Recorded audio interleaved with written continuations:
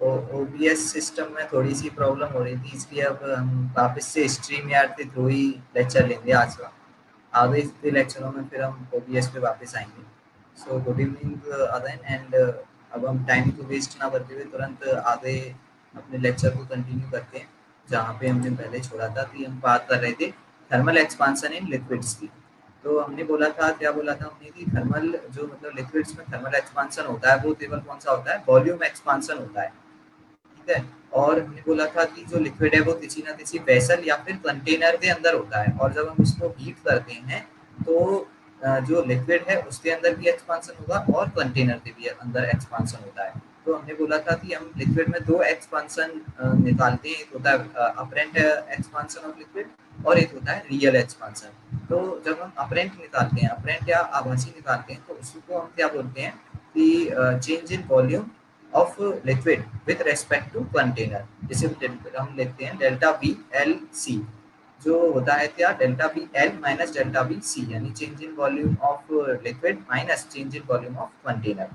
सो यहाँ पे हम देखेंगे तो change in volume of liquid कितना आ जाएगा? Change in volume of liquid जो अपरेंट है, मतलब जो रेस्पेक्टिव मैनर में हमने निकाला है, change in volume of liquid with respect to container plus change in volume of liquid मतलब container, change in volume of container, ये हमारे पास में एक इक्वेशन बन के आ जाती है। फिर इससे हम अब यहाँ पे आगे निकाल सकते हैं, जैसे हम बोलेंगे change in volume of liquid with respect to container चाहिए, तो चेंज इन वॉल्यूम का फॉर्मूला क्या होता है कि gamma V delta T, gamma V not delta T होता है ना।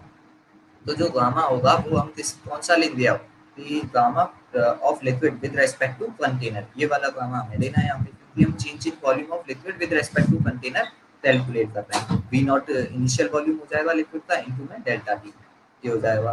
तो change in volume of liquid with respect to change in volume of liquid with respect to container is equal to हो जाएगा change gamma of liquid minus gamma of container into में V not into में delta T, ये हो जाएगा, है ना। तो यहाँ से हम बोल सकते हैं, और दूसरा इक्वेशन हम किसके लिए बना सकते हैं?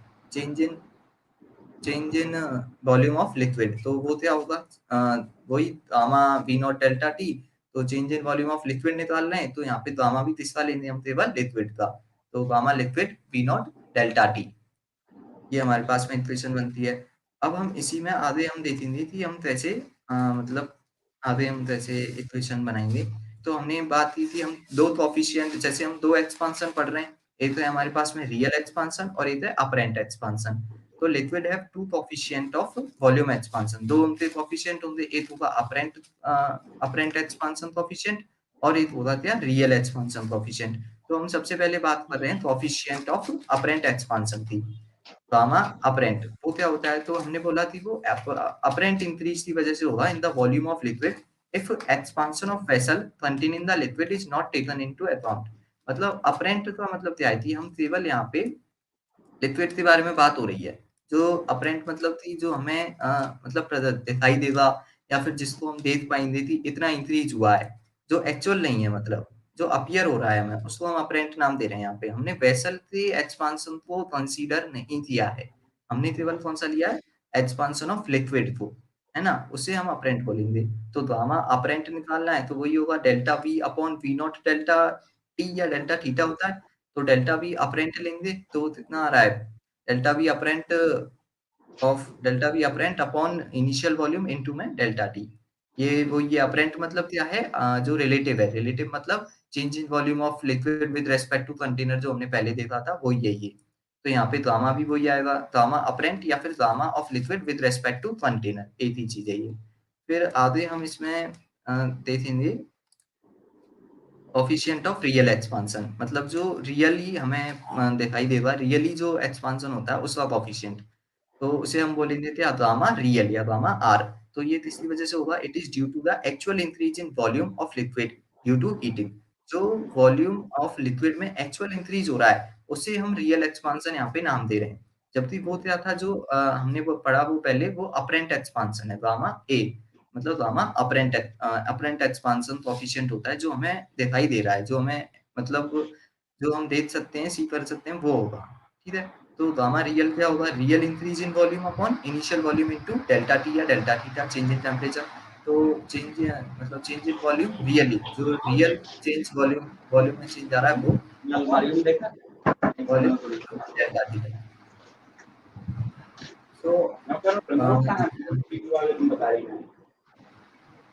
Change in volume of liquid यहाँ पे हम आगे देख सकते हैं कि also coefficient of expansion of. अब हमने दो एक्सपांशन कोफिशिएंट देख लिए, एक तो लिक्विड के लिए दो देखा, एंड कोफिशिएंट एक्सपांशन, और हमने देखा है real coefficient of real expansion coefficient देखा। अब हम वेसल भी तो एक क्या है, सॉलिड मास है, तो उसके भी वॉल्यूम में इंक्रीज या डिक्रीज होगा, तो उसके लिए भी क्या कोफिशिएंट एक्सपांशन होगा, वो क्या होगा गामा वेसल।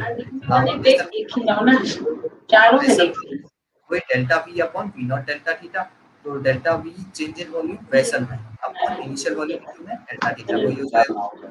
तो अब यहाँ पे इसको हम डेल्टा वी सी जो हमने नाम दिया डेल्टा वी कंटेनर का, वही है ये वेसल का है ना, gamma C V not delta. अब यहाँ पे हम क्या निकालेंगे, गामा रियल।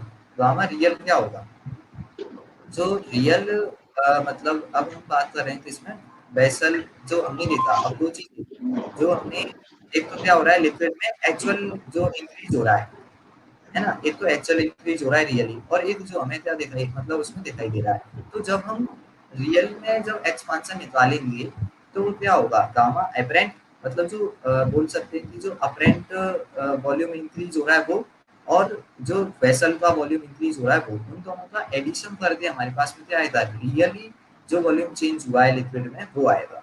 या फिर इसको हम ऐसे भी समझ सकते हैं कि जब हम एक कंटेनर है उसमें हमने लिक्विड भरा, जब हम दोनों को हीट करेंगे तो लिक्विड में एक्सपांशन होगा जो कंटेनर के एक्सपांशन से ज्यादा होगा।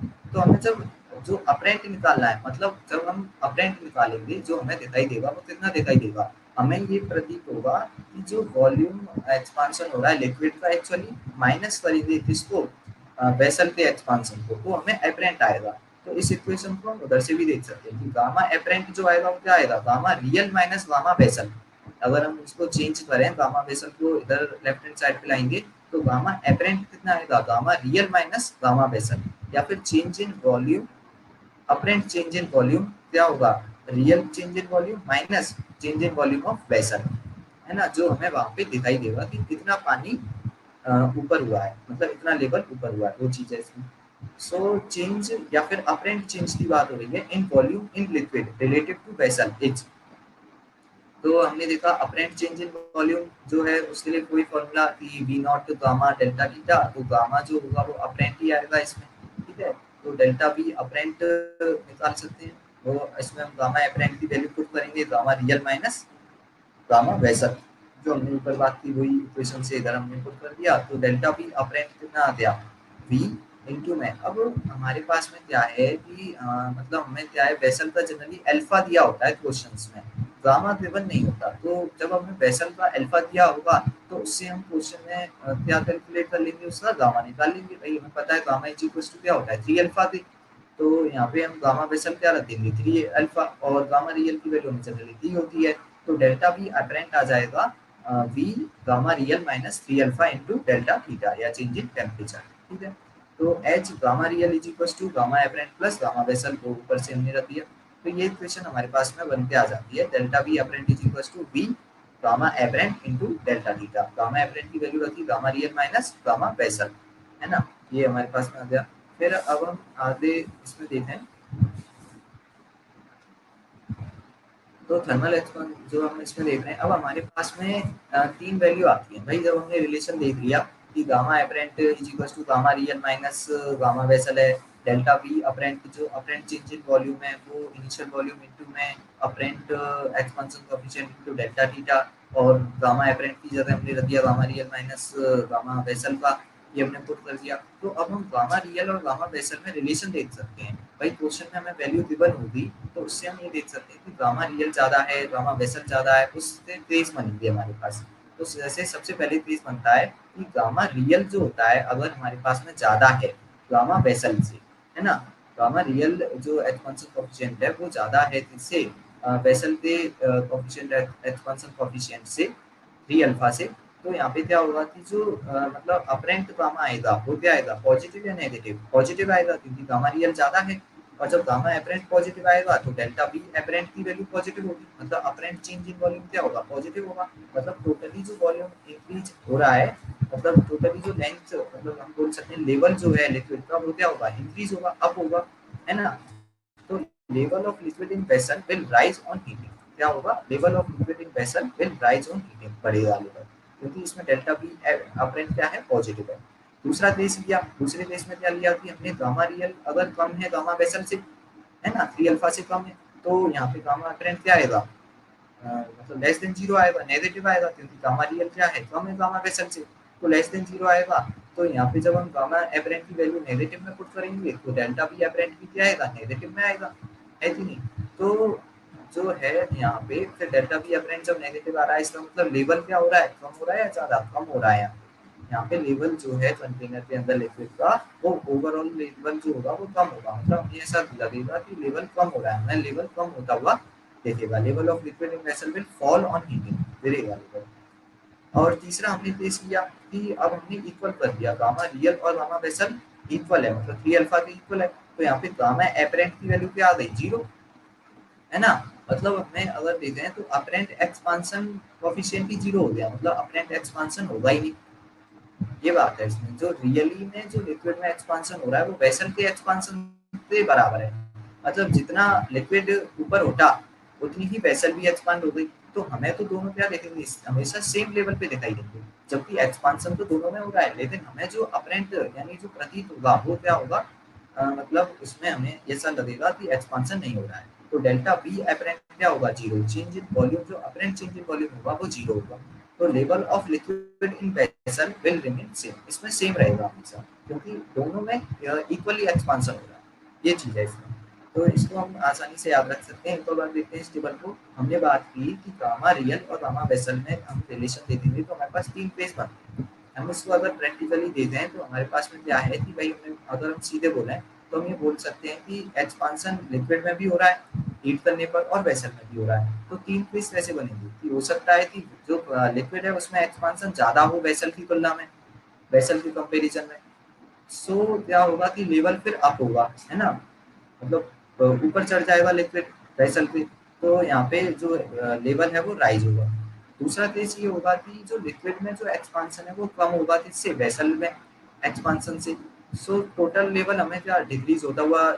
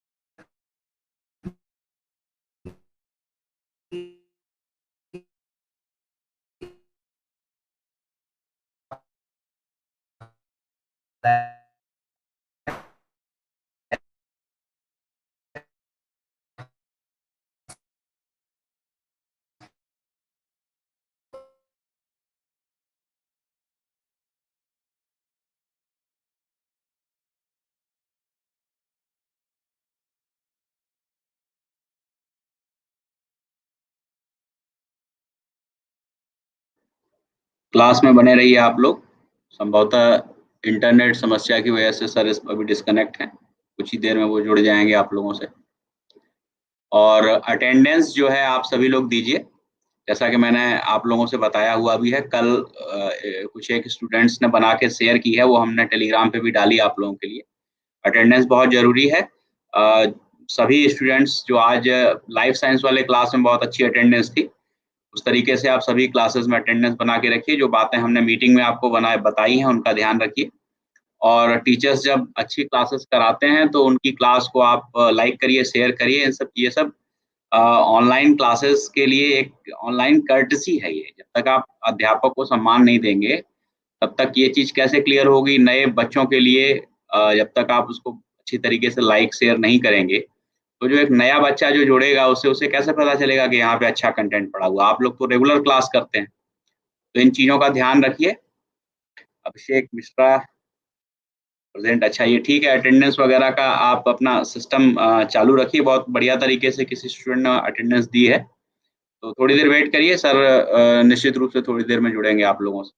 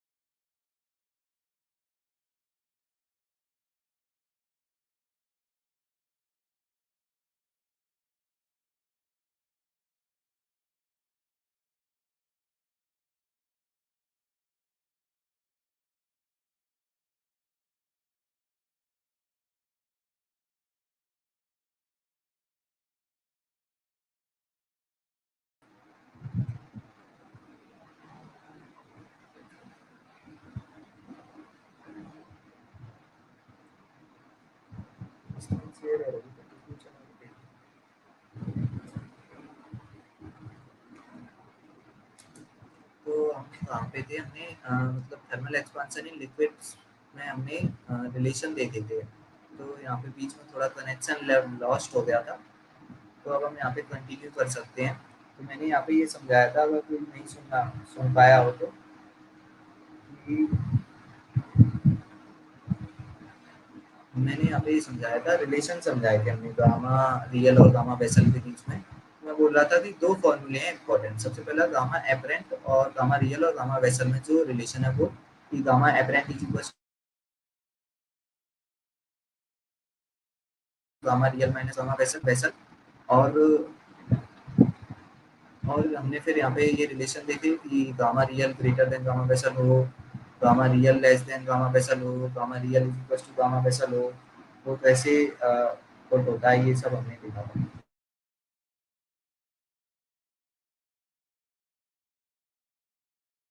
तो कर लो सब। हाँ, अब हम इसमें क्वेश्चन करेंगे। तो पहला क्वेश्चन जो है वो क्या है? डॉक्टर अमित, अगर मेरी आवाज़ आ रही है तो आप पीपीटी शेयर कर लें। पीपीटी स्क्रीन से हट गई है।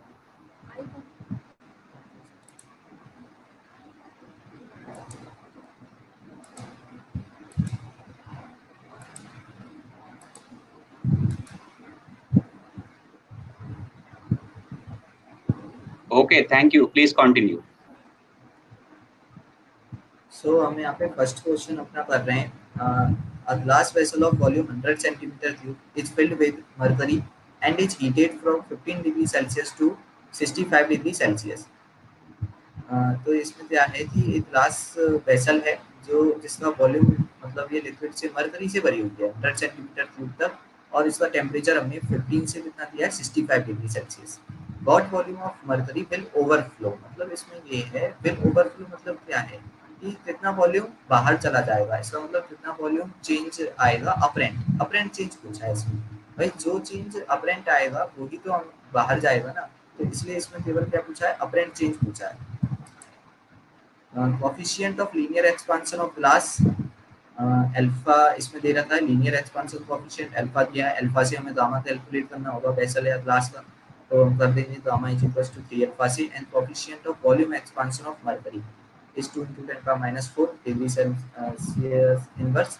सो यहाँ पे हमें गामा मरकरी का दिया है, मतलब गामा एपरेंट में गिवन है, तो मतलब वही चीज़ हो जाएगी। यहाँ पे गामा रियल दिया है, मर्करी का दिया मतलब गामा रियल। सो हमें अब क्या क्या गिवन है इस क्वेश्चन में, हमें इनिशियल वॉल्यूम पता है, हमें डेल्टा टी पता है जो चेंज टेम्परेचर है, और हमें अल्फा पता है वेसल का, तो गामा वेसल का आ जाएगा। और गामा हमें क्या दिया, रियल दिया है, तो हमें क्या निकालना होगा, अपरेंट गामा निकालना होगा, और हमें फिर अपरेंट चेंज निकालना है वॉल्यूम बस। सो अपरेंट चेंज के लिए हम क्या करेंगे, जो रियल है उसमें से माइनस कर देंगे किसको, जो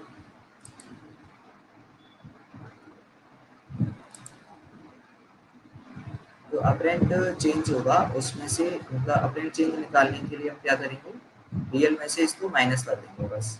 तो अगर एक बार सॉल्व करते हैं, देखते हैं आंसर आ जाए तो, नहीं तो ये मैं खुद ही सॉल्व कर दूंगा वैसे तो, इसमें थोड़ा सही क्वेश्चन है, पहला क्वेश्चन मैं खुद ही सॉल्व कर दूंगा।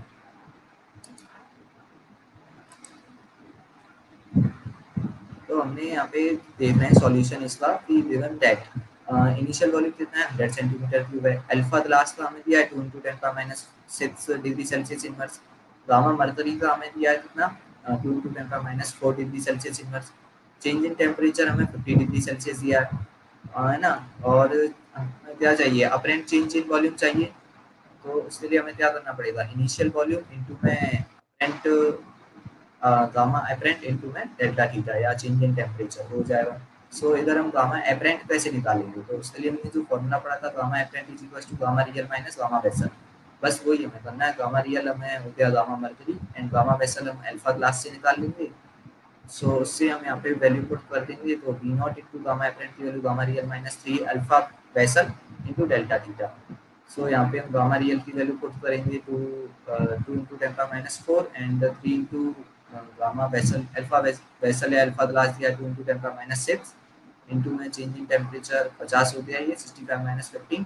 इसको सॉल्व करेंगे तो हमारे पास में आंसर आएगा 0.97 centimetre cube volume of mercury will overflow. तो ये चेंज इन अपरेंट वॉल्यूम जो होगा ना, वही क्या होगा हमारे पास में, जो वॉल्यूम ओवरफ्लो करेगा वो वॉल्यूम यहाँ पे निकल के आ जाएगा हमारे पास में। ठीक है, तो इसका ऑप्शन अगर हम देखें तो यहाँ पे ऑप्शन कौन सा हो जाएगा, सेकंड ऑप्शन हो जाएगा 0.97 सेंटीमीटर क्यूब। सो ये मतलब क्वेश्चन अपना यहाँ पे हो जाता है। अगर कोई डाउट हो तो पूछ लें। आंसर भी आए हैं इसमें, प्रतीक्षा और आस्था पाठक ने सही आंसर दिए 0.97 सेंटीमीटर क्यूब। तो ये क्वेश्चन में कोई डाउट हो तो पूछ लें एक बार।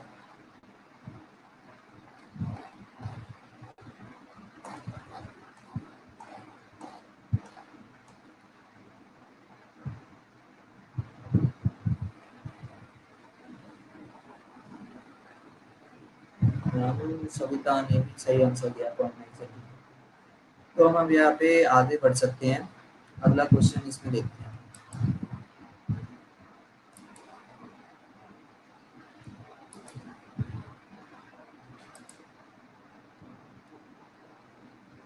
हाँ, यहाँ पे अब हमारे पास क्वेश्चन निकलती है, थ्योरेटिकल एक पॉइंट आएगा इसके अंदर, है ना। तो ये हम देख लेते हैं, जो थर्मल एक्सपांशन एंड लिक्विड्स का लास्ट पॉइंट है, इसके ऊपर आप प्रैक्टिकल क्वेश्चंस कर सकते हैं थोड़ा। तो एनामोलस एक्सपांशन ऑफ वाटर, तो हम यहाँ पे वाटर में एक्सपांशन जो होता है उसको डिस्कस करेंगे।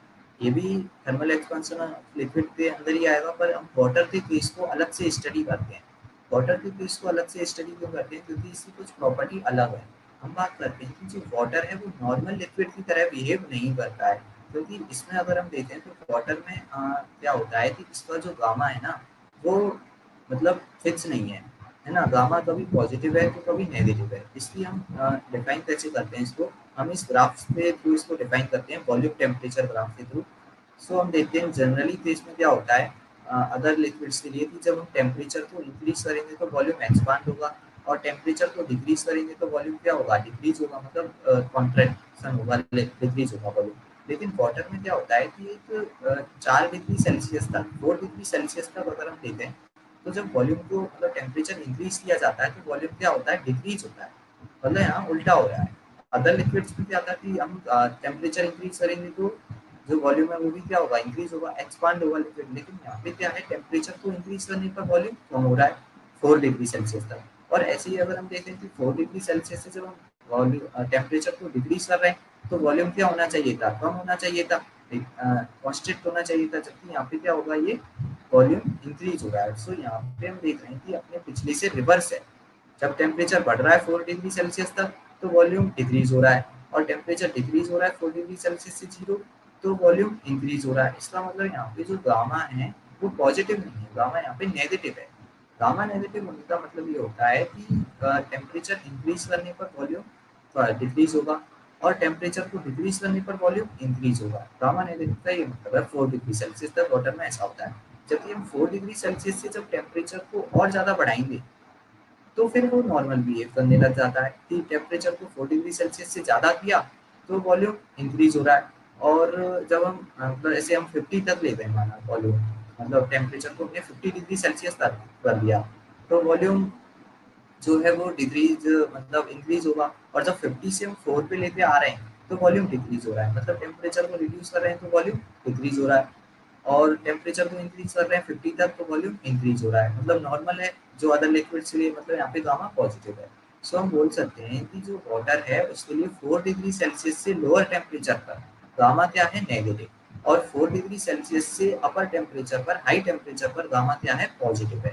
मतलब 4 डिग्री सेल्सियस से और 0 और 4 के बीच में तो जो वाटर है वो कैसा बिहेव करता है, अपोजिट बिहेव करता है। मतलब टेम्परेचर इंक्रीज करने पर वॉल्यूम डिक्रीज हो रहा है और टेम्परेचर डिक्रीज करने पर वॉल्यूम इंक्रीज हो रहा है। लेकिन 4 डिग्री सेल्सियस से ज़्यादा टेम्परेचर पर गामा पॉजिटिव हो जाता है और ये नॉर्मल बिहेव करने लगता है, मतलब टेम्परेचर के साथ में वॉल्यूम इंक्रीज होने लग जाता है और टेम्परेचर के साथ में वॉल्यूम डिक्रीज, मतलब जब टेम्परेचर डिक्रीज होगा तो वॉल्यूम भी डिक्रीज होने लग जाता है।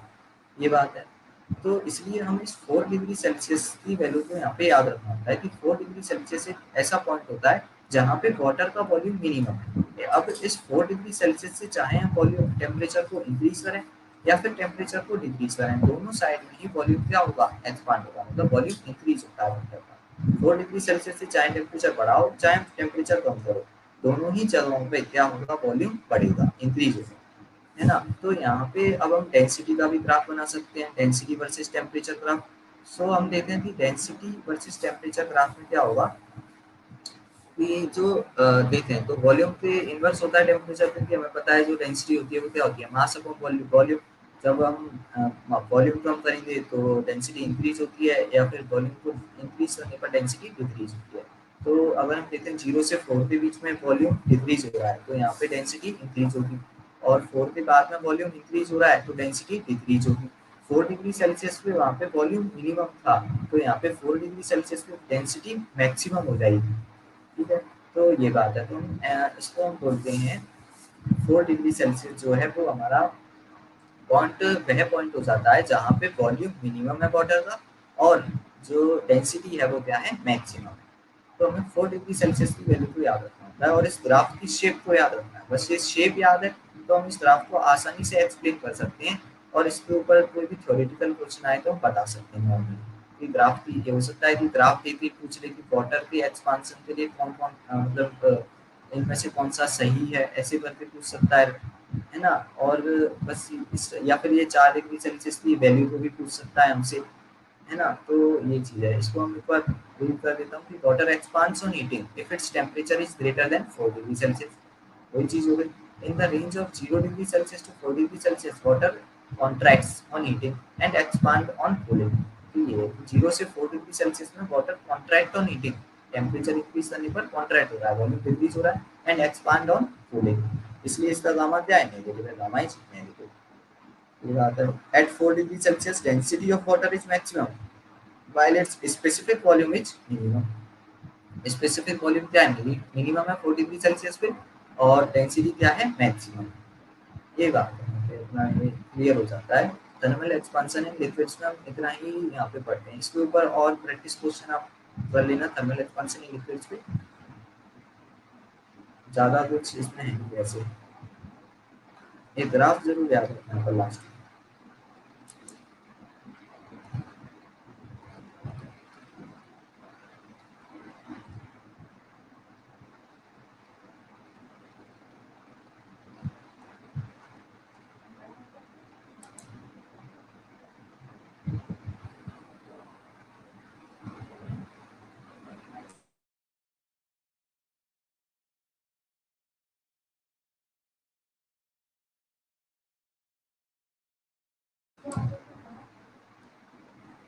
तो आप यहाँ पे कोई डाउट हो तो आप पूछ लें। इसके अंदर thermal expansion of water, thermal expansion of liquid के अंदर कोई थ्योरेटिकल पॉइंट नहीं समझ में आया हो, कोई डेरिवेशन पॉइंट नहीं समझ में आया हो तो पूछ लें। फिर हम अब आगे अगला यूनिट पढ़ेंगे, कैलोरीमेट्री स्टार्ट करेंगे आज ही।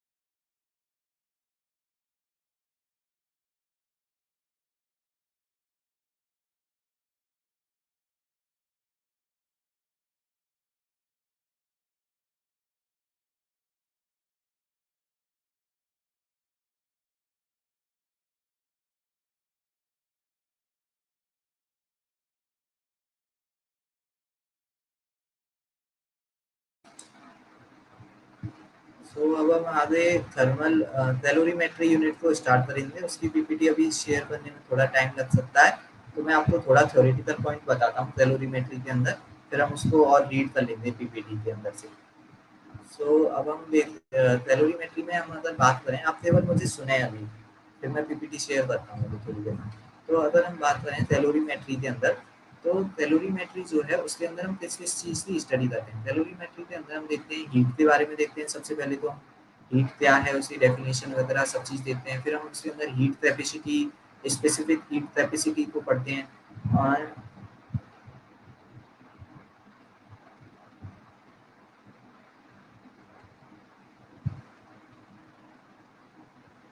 फिर हम उसके अंदर ये प्रतीक्षा उपाध्याय ने क्या डाउट पूछा कि what is wrong in taking the melting point of ice and boiling point of water as standard fix point. Boiling तो इसको तो हम स्टैंडर्ड फिक्स पॉइंट लेते हैं ना, जो हमने थर्मोमेट्री के अंदर देखा था। इसमें क्या डाउट है मतलब?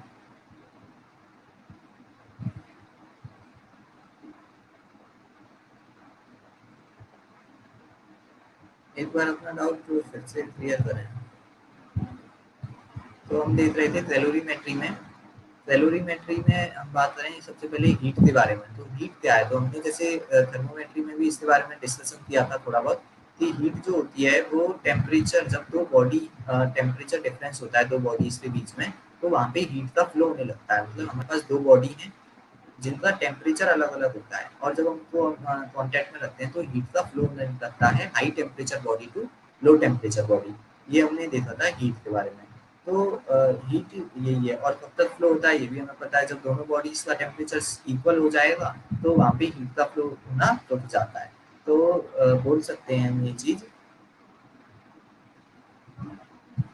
तो हम बोल सकते हैं कि जो हीट है वो क्या है, टेम्परेचर डिफरेंस के कारण फ्लो होने वाली एनर्जी को हम हीट बोल सकते हैं। हीट की यूनिट क्या होती है, हम बोलते हैं हीट की यूनिट जो है वो हम जूल में देखते हैं। और इसको हम ऐसा यूनिट तो ऐसा यूनिट तो जूल होती है, और जो इसकी दूसरी यूनिट होती है वो क्या होती है?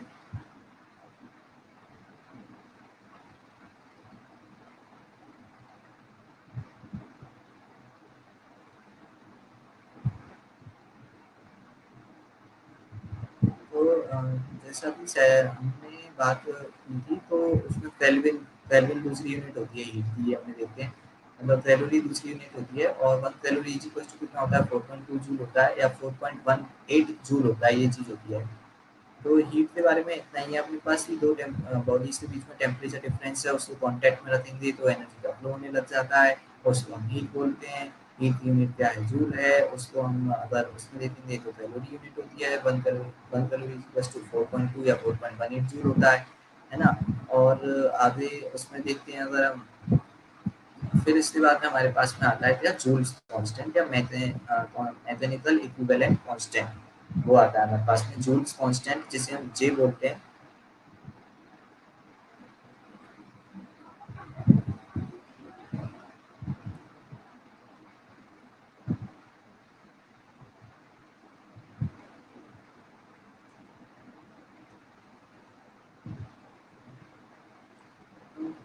जूल्स कांस्टेंट के बारे में देखेंगे तो जूल्स कांस्टेंट जो होता है उसे हम जे से बोलते हैं। तो जूल्स नाम के साइंटिस्ट ने एक, मतलब उसने एक एक्सपेरिमेंट टाइप में किया था, तो उसके थ्रू उन्होंने ये बताया था कि जो उन्होंने रिलेशन बताया था वर्क और हीट के बीच में, है ना, कि वर्क और हीट जो है वो इंटरचेंज है, मतलब कि एक दूसरे से जनरेट होते हैं, वर्क से हीट जनरेट होता है और हीट से वर्क जनरेट होता है, ये बोला था। तो उन्होंने जूल्स कांस्टेंट को ऐसे डिफाइन किया कि ये रेशियो होता है बिटवीन वर्क अपॉन हीट, है ना।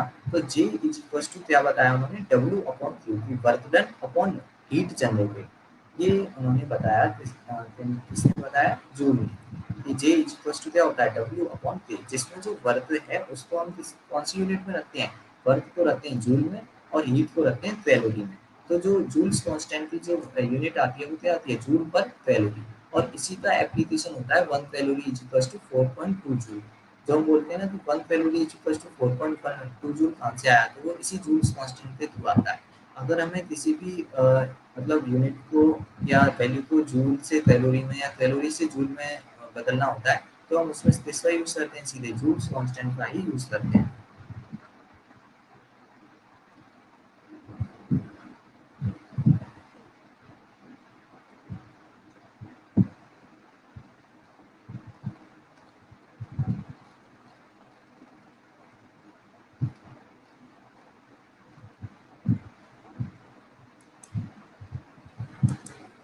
पीपीटी शेयर करने में थोड़ा टाइम लग रहा है अभी, तो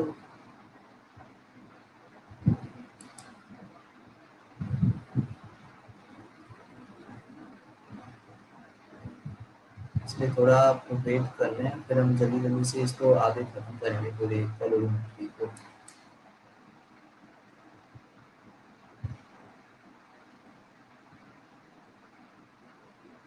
हाँ डॉक्टर साहब, कुछ कहना चाह रहे हैं क्या आप? शेयर करने की बोल रहे हैं सर अगली पीपीटी। आइए आइए, स्क्रीन लीजिए।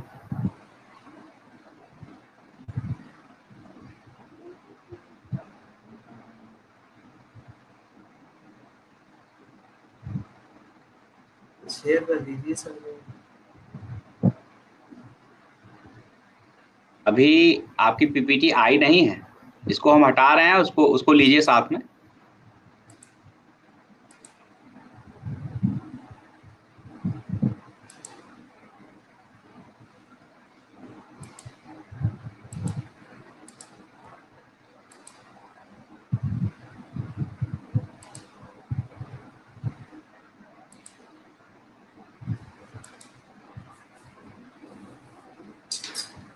अब शेयर हो गई सर, मैंने इधर से शेयर कर दिया आपके लिए। हाँ अभी आई है, अब ऐड कर देते हैं इसको।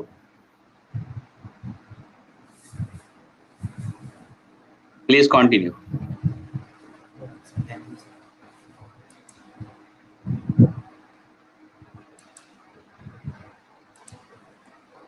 सो हम कैलोरीमेट्री में जो हमने हीट के बारे में पढ़ा उसको एक बार रिवाइज कर लेते हैं हम।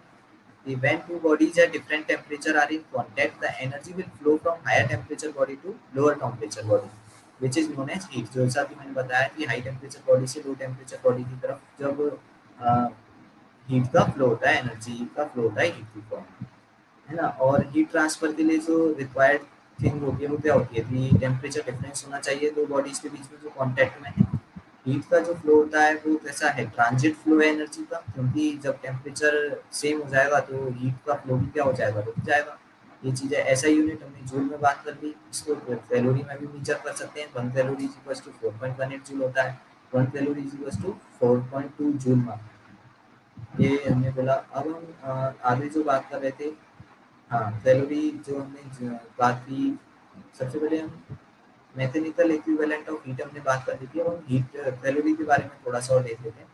तो इसमें यही है कि हम कैलोरी को डिफाइन करें तो क्या डिफाइन करेंगे, it is the amount of heat transfer to raise the temperature of 1 gram of water by 1 degree Celsius और 1 केल्विन। मतलब 1 ग्राम वाटर का टेम्परेचर 1 डिग्री सेल्सियस और 1 केल्विन से रेज करने में, इंक्रीज करने में जो हीट रिक्वायर्ड होती है, ट्रांसफर होती है, उसे हम क्या बोलते हैं, कैलोरी या 1 कैलोरी उसको बोला जाता है। 1 कैलोरी की डेफिनेशन है ये, है ना।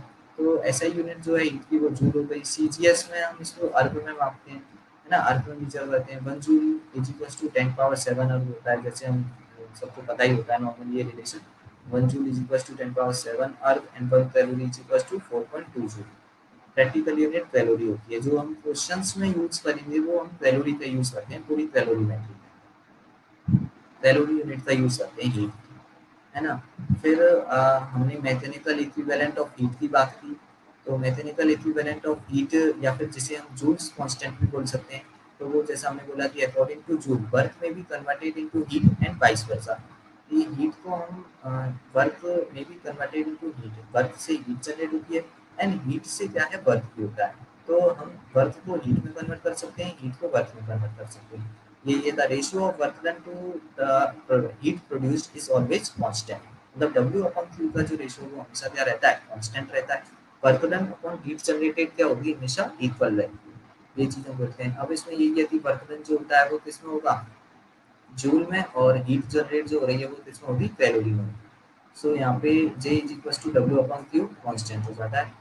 रफ कैलकुलेशन के लिए J की वैल्यू हम क्या लेते हैं, 4.2 जूल पर कैलोरी। ये कांस्टेंट जो जूल ने कैलकुलेट करके दी हमें, ये J की वैल्यू कितनी है, 4.2 जूल पर कैलोरी। और इसी का एप्लीकेशन है कि 1 calorie is equal to 4.2 joule हो जाता है। इसको जब हम कैलोरी को लेफ्ट हैंड साइड ले जाएंगे तो 4.2 जूल हो जाएगा। तो हमें ये रिलेशन याद रखना है, J की वैल्यू याद रखनी है कितनी है, 4.2 जूल पर कैलोरी, जिससे हम इसको यूनिट को चेंज करने में यूज करते हैं, जूल्स कांस्टेंट या मैकेनिकल इक्विवेलेंट ऑफ हीट का, इसका हम इसमें यूज करते हैं। अब हम इसमें देखते हैं स्पेसिफिक हीट कैपेसिटी। अब अगली यूनिट जो आती है वो क्या आती है, स्पेसिफिक हीट कैपेसिटी या स्पेसिफिक हीट। हम इसमें 3 टर्म पढ़ेंगे, मतलब कैलोरीमेट्री में मेनली। एक पढ़ेंगे हम स्पेसिफिक हीट कैपेसिटी, एक पढ़ेंगे हम हीट कैपेसिटी या थर्मल कैपेसिटी जिसे H से रिप्रेजेंट करते हैं, और तीसरा पढ़ते हैं हम लेटेंट हीट। लेटेंट हीट या हिडन हीट जिसे बोलते हैं L, है ना, वो हम इसमें डिस्कस करते हैं। तो सबसे पहला आता है स्पेसिफिक हीट कैपेसिटी या स्पेसिफिक हीट, जिसे हम स्मॉल s या c से रिप्रेजेंट करते हैं।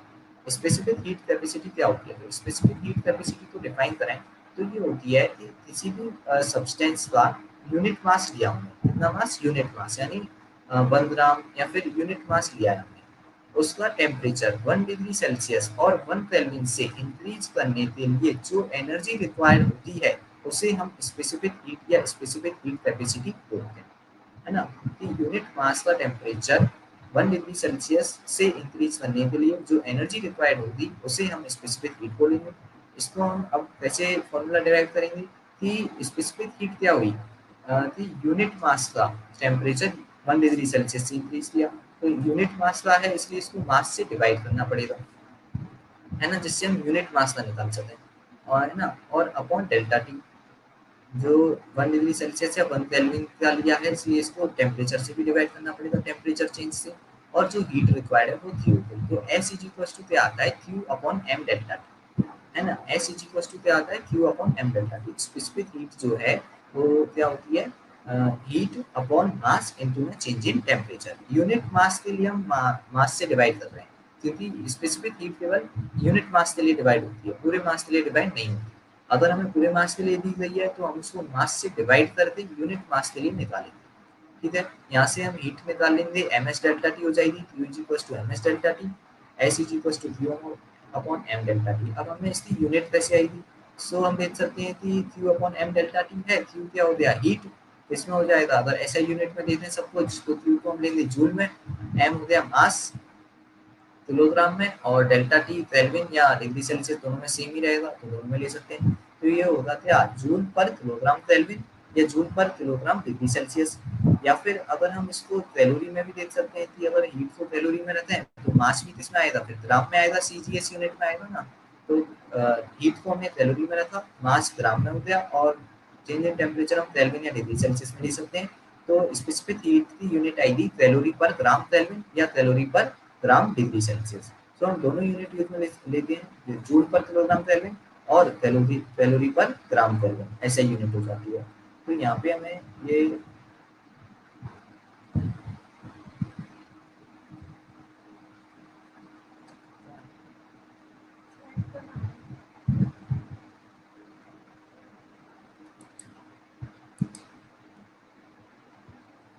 स्लाइड चेंज नहीं हो रहा है आपके पास, मुझे लग रहा है मैंने यहाँ से चेंज कर रहा हूँ पर आपके पास हो नहीं पा रही है।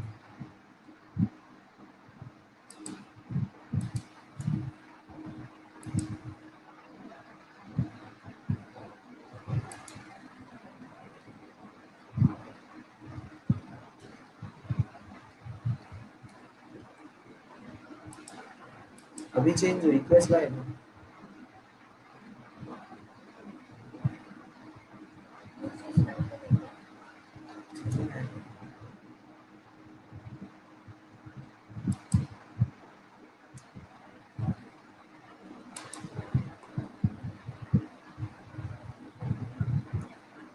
स्लाइड चेंज नहीं हो पा रही है, इसमें प्रॉब्लम आ रही है इसके।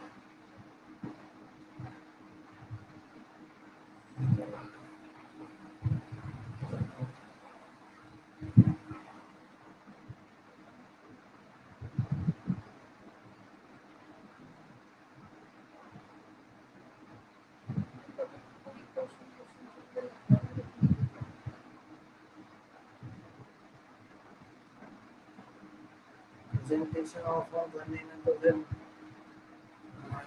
दोबारा से सबको आना पड़ेगा।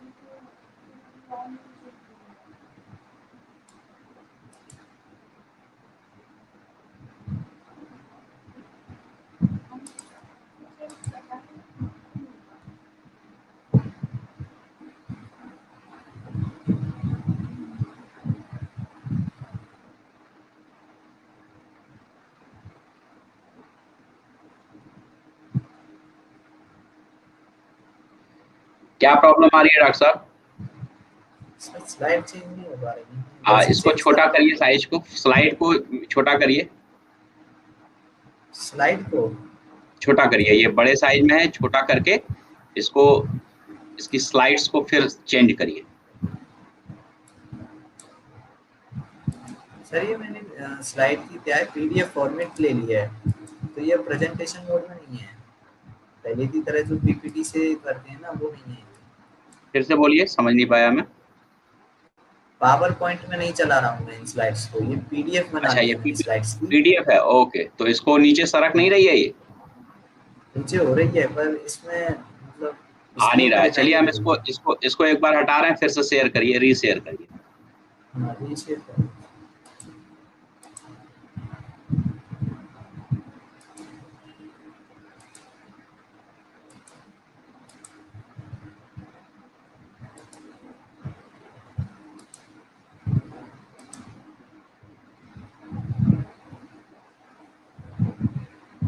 आप करके देखिए एक बार।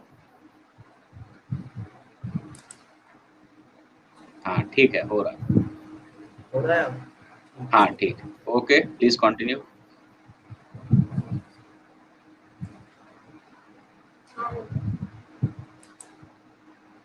तो हम आगे कंटिन्यू कर सकते हैं, अब स्लाइड चेंज हो रही है। तो हमने कहाँ पर देख लिया, हम स्पेसिफिक हीट कैपेसिटी की बात कर रहे थे, एक बार और इसको देख रहे हैं।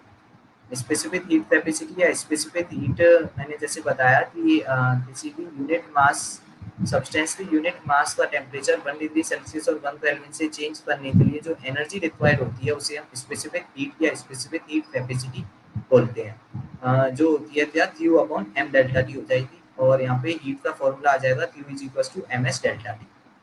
ठीक है, तो यहाँ पे हम यूनिट फिर देख रहे थे कि S is equal to Q upon M delta T. अगर ऐसा ही यूनिट निकालें तो हो जाएगा क्या, जूल पर किलोग्राम केल्विन। और अगर सीजीएस में देखें तो कैलोरी पर ग्राम केल्विन। कैलोरी पर ग्राम केल्विन वाला हमें यहाँ पे ज़्यादा काम आता है, ये हमारे पास ज़्यादा आता है यूज में, वो चीज़ है। फिर अब हम आगे देखेंगे, अब स्लाइड चेंज हो रही है, चेंज हो रही है।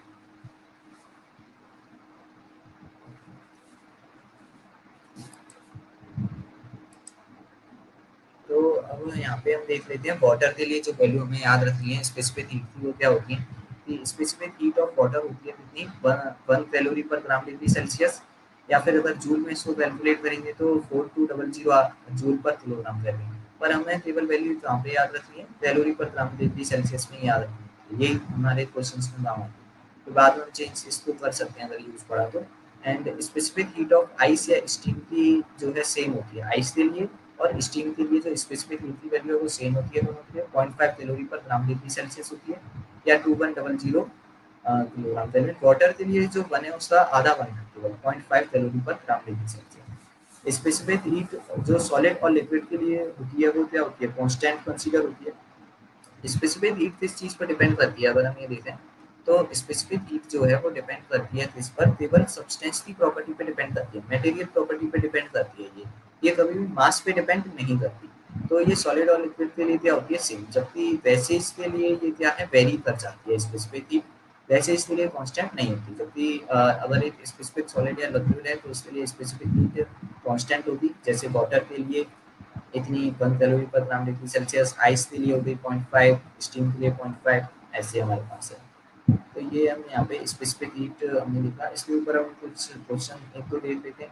तो find amount of heat required to increase the temperature of 5 gram of water by 20 degree Celsius. 20 degree Celsius से वाटर मतलब चेंज किया हमने टेम्परेचर को 5 ग्राम वाटर का, तो कितनी हीट रिक्वायर्ड होगी। तो हमने अभी अभी देखा कि स्पेसिफिक हीट किसके लिए दी थी, 1 ग्राम वाटर की हमें पता है। 1 ग्राम वाटर की 1 डिग्री सेल्सियस से चेंज करेंगे तो कितनी हीट रिक्वायर्ड होगी, 1 कैलोरी। तभी तो उसको स्पेसिफिक हीट हमने नाम दिया, तो 1 कैलोरी एनर्जी रिक्वायर्ड होगी। अब 5 ग्राम के लिए पूछ रहा है, 5 से मल्टीप्लाई कर दो, और चेंज इन टेम्परेचर 20 है तो 20 से मल्टीप्लाई कर देंगे, तो आ जाएगा अपने पास डायरेक्ट 100 कैलोरी में।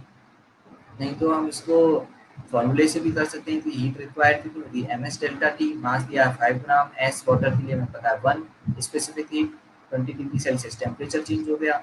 तो एस को अगर हमने कैलोरी में रखा है तो फाइनल हीट भी किस में निकल के आएगी, कैलोरी में, तो 100 कैलोरी हो जाएगा ये, Q is equal to 100 calorie answer. और अब इसमें ऑप्शन इसमें सारे जूल में है, तो इसको हम इसमें कैलोरी को चेंज कर लेंगे जूल में।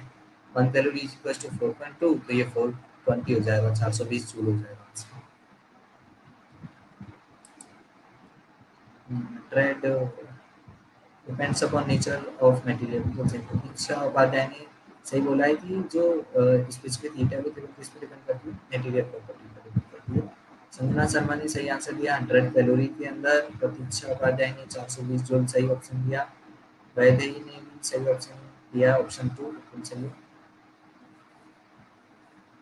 कैलोरी टू जूल में कन्वर्ट करेंगे।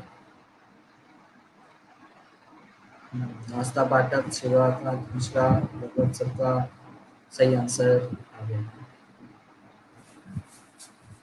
तो ये हम आगे इसमें देख सकते हैं।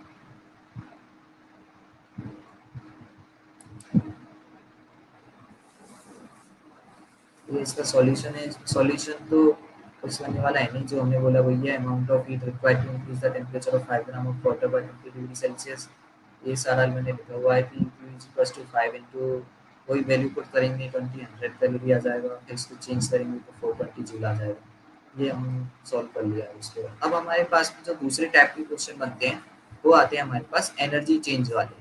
मतलब यहाँ पे क्या होगा कि जो एनर्जी है, जैसे वो है मैकेनिकल एनर्जी के रूप में स्टोर होगी, या फिर पोटेंशियल एनर्जी के रूप में स्टोर होगी, और वो इसमें कन्वर्ट होगी हीट में।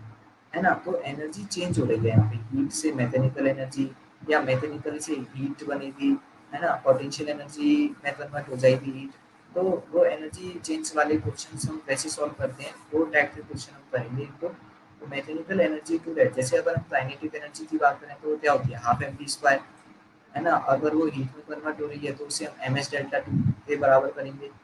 अब जो एम एस डेल्टा थीटा हम रखेंगे वो किस में रखेंगे, कैलोरी में रखते हैं हम जनरली हीट की वैल्यू। और जो काइनेटिक एनर्जी है वो हम जूल में लेते हैं, तो इसको चेंज करने के लिए हम जूल कांस्टेंट से डिवाइड कर देंगे इधर।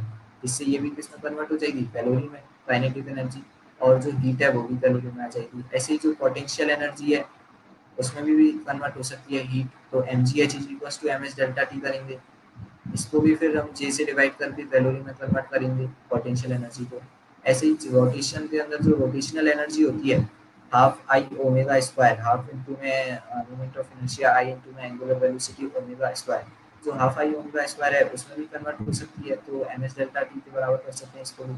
इसको भी फिर वही जे से डिवाइड करके किसमें कन्वर्ट करेंगे, कैलोरी के अंदर। जे की वैल्यू हमें पता ही है 4.2 जूल पर कैलोरी जो होती है वो। तो ये हमारे पास में आ जाता है। तो ये अपने पास रिलेशन है, इसको इसके ऊपर अब हम क्वेश्चन देखेंगे। तो क्वेश्चन जो है वो अपने पास देख सकते हैं कौन सा क्वेश्चन है। ये है अपने पास एक कि a lead ball at 25 degree Celsius is dropped from a height of 2 kilometre, है ना। कि अब इसमें क्या है कि 2 किलोमीटर हाइट से एक लेड से बनी हुई बॉल को हमने गिराया है ना। और उसका इनिशियल टेम्परेचर 25 डिग्री सेल्सियस है। It is assume that all of its kinetic energy is converted into heat and it increase the temperature of the ball. मतलब हमने क्या एज्यूम कर लिया कि जब ये बॉल ऊपर से नीचे आई थी 2 किलोमीटर की ऊंचाई से, तो इसके अंदर जो काइनेटिक एनर्जी स्टोर होती वो सारी एनर्जी किस में कन्वर्ट हो जाएगी, हीट के रूप में कन्वर्ट हो जाएगी, हीट में कन्वर्ट हो जाएगी और उसका टेम्परेचर इंक्रीज हो जाएगा। फाइंड फाइनल टेम्परेचर, हमसे इसमें क्या पूछा, फाइनल टेम्परेचर पूछा है, ठीक है। तो हमें इसमें अब क्या कैलकुलेट करना है, केवल फाइनल टेम्परेचर। तो अब जैसे हमने अभी इक्वेशन देखी थी कि काइनेटिक एनर्जी किस में कन्वर्ट हो रही है, हीट में। तो जो काइनेटिक एनर्जी है उसको किससे बराबर कर देंगे, जो हीट जनरेट होगी उससे, मतलब हाफ एम वी स्क्वायर बराबर करेंगे एम एस डेल्टा टी के। बस यही है। और हाफ एम वी स्क्वायर को हम जे से डिवाइड करके कैलोरी में ले लेंगे, उससे हो जाएगा। यहाँ पे हम हाफ एम वी स्क्वायर भी लगा सकते हैं और डायरेक्ट हमें हाइट दी है तो एम जी एच ले सकते हैं। नहीं तो हम हाइट से वेलोसिटी कैलकुलेट करें वैसे भी कर सकते हैं। या तो हाइट से वेलोसिटी कैलकुलेट करें या डायरेक्ट हाइट करते हैं, दोनों से हो जाएगा क्वेश्चन सॉल्व।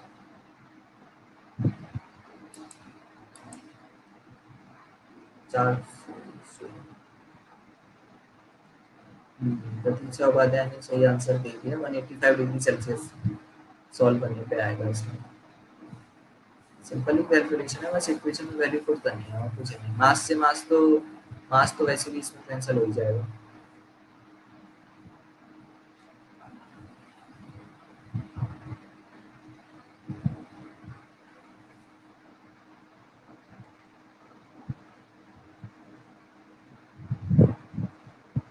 शिवा शिवाची ने सही आंसर दिया है, तो इसमें देख सकते हैं ये आंसर है, सही आंसर है। अब हम इसको सॉल्व कर लेते हैं एक बार। तो इट्स काइनेटिक एनर्जी कन्वर्ट हो रही है हीट में, जिससे टेम्परेचर इंक्रीज हो रहा है लेड बल्ब का। सो एस लेड इसमें दिया हुआ है क्वेश्चन में, जैसा गिवन है ब्रैकेट में, S lead is equal to 125 joule पर किलोग्राम डिग्री सेल्सियस। सो इसमें हम वैल्यू पुट करेंगे M G H is equal to M S delta T. So mass से मास यहाँ पे कट जाएगा, डेल्टा टी हमें चाहिए change in temperature, initial volume पता है, फाइनल फाइनल हम निकाल लेंगे, T final minus T initial से जी एच अपॉन एस। तो जी की वैल्यू हो गई 10 इंटू हाइट हो गई 2000, 2 किलोमीटर है तो मीटर में चेंज करना पड़ेगा ऐसा यूनिट के लिए। अपॉन एस हमें पता है 125, सारी चीज़ें इसमें किसमें चल रही हैं, ऐसा यूनिट में चल रही हैं, क्योंकि हमने जी की वैल्यू को 10 रखा है मीटर पर सेकंड स्क्वायर ऐसा यूनिट, हाइट को भी हमने मीटर में रखा है, एस को भी हमने जूल में लिया है यहाँ पे, तो ऐसा यूनिट ले रहे हैं। और T final minus T initial इसको सॉल्व करेंगे तो ये आ जाएगा 160। टी फाइनल अपने पास में 160 और इनिशियल वॉल्यूम जो है वो चेंज इन टेम्परेचर 160 आया। तो फाइनल टेम्परेचर कैसे आएगा, चेंज जो इनिशियल वॉल्यूम है plus initial temperature plus plus change in temperature, तो कितना हो गया 160 प्लस 25 185 डिग्री सेल्सियस हो जाता है। तो इनिशियल टेम्परेचर 25 था तो उससे फाइनल टेम्परेचर आ गया 185 डिग्री सेल्सियस। तो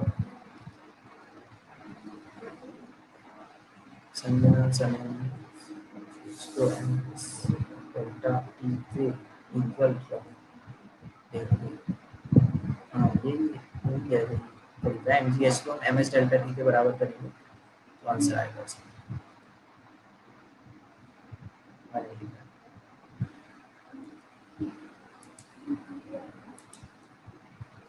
और अगला क्वेश्चन इसी की तरह दे देंगे पर ये काइनेटिक एनर्जी वाला होगा। वो पोटेंशियल एनर्जी चेंज हो रही थी, इसमें काइनेटिक एनर्जी चेंज होगी।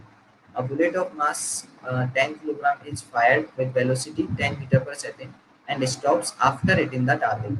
मतलब एक 10 किलोग्राम मास की एक बुलेट है जो फायर की 10 मीटर पर सेकंड पे इनिशियल वेलोसिटी से और एक टारगेट या किसी भी बॉल में जाते हुए हिट हो गई और स्टॉप हो गई। तो उससे क्या होगा, अब इसमें क्या होगा, if 50% of its kinetic energy goes in increasing the temperature of the bullet. तो हो क्या रहा है कि 50% काइनेटिक एनर्जी जो है वो टेम्परेचर को इंक्रीज करने में जा रही है ना। मतलब यहाँ पे टोटल काइनेटिक एनर्जी नहीं हो रही है, 50% हो रही है। Then find rise in temperature. तो अब इसमें हमसे क्या पूछेगा वो, राइज इन टेम्परेचर, कि कितना टेम्परेचर इंक्रीज होगा, वही टेम्परेचर चेंज निकालेंगे। इनिशियल टेम्परेचर मतलब इसमें राइज इन टेम्परेचर मतलब टेम्परेचर चेंज ही पूछा है आपसे, ऐसा इनिशियल फाइनल तो बोला नहीं है। राइज इन टेम्परेचर मतलब टेम्परेचर चेंज। तो इसमें हम 50% वाला पॉइंट हमें याद रखना है कि 50% जो है मतलब क्या हो रही है, काइनेटिक एनर्जी कन्वर्ट हो रही है। तो हम टोटल काइनेटिक एनर्जी का आधा करके उसको एम एस डेल्टा टी के बराबर कर देते हैं यहाँ पे। तो टोटल काइनेटिक एनर्जी कितनी होती है, हाफ एम बी स्क्वायर, उसका आधा हो जाएगा 1/4 M B square is equal to M S delta T कर देंगे, आंसर आ जाएगा अपने पास।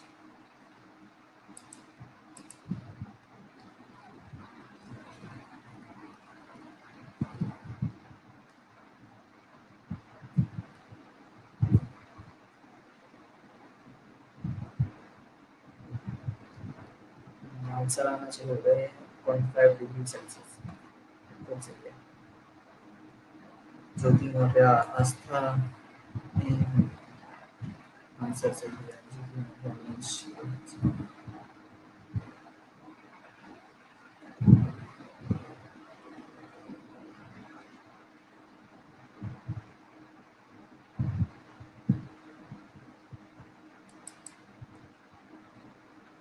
तो वो सभी ने सही आंसर दे दिया है। आस्था, अनुष्का, प्रतीक्षा, शिवाकांत, आर एम त्रिपाठी, कुणाल, रोशन, सबने सही आंसर दे दिया 0.5 डिग्री सेल्सियस।